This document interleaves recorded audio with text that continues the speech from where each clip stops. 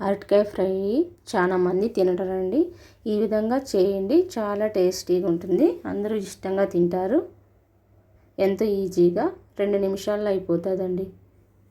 ఇప్పుడు అరటికాయ ఫ్రై ఏ విధంగా చేసుకోవాలో చూద్దాం.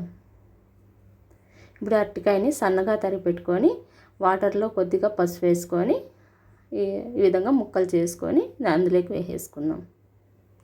పొట్టు తీసేసుకొని అరటికాయకి సన్నగా తరిగెట్టుకోవాలండి.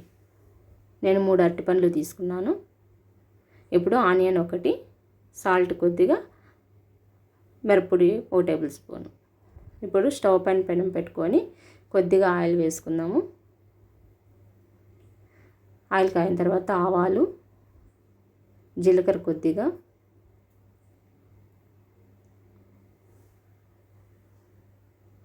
ఎండుమిర్చి 2, కరివేపాకు కొద్దిగా, ఆనియన్స్ వేసుకొని లైట్గా వేగనిద్దాం.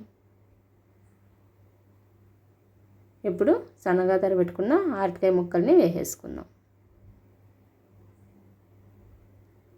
ఇప్పుడు సరిపడినంత సాల్ట్ వేసేసుకొని పసుపు 1/2 టేబుల్ స్పూన్ వేసుకుందాం. సాల్ట్ సరిపడినంత వేసుకొని బాగా మిక్స్ చేసేసుకుందాం.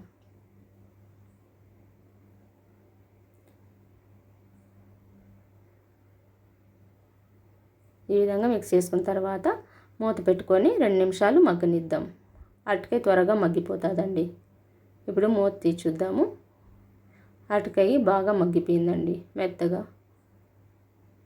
చూడండి, గెంటి తట్లు అంటానంటే తెలిసిపోతుంది మనకి, మెత్తగా మగ్గిపోతుంది. ఇప్పుడు మిరప్పొడి వేసుకొని బాగా మిక్స్ చేసేసుకుందాం.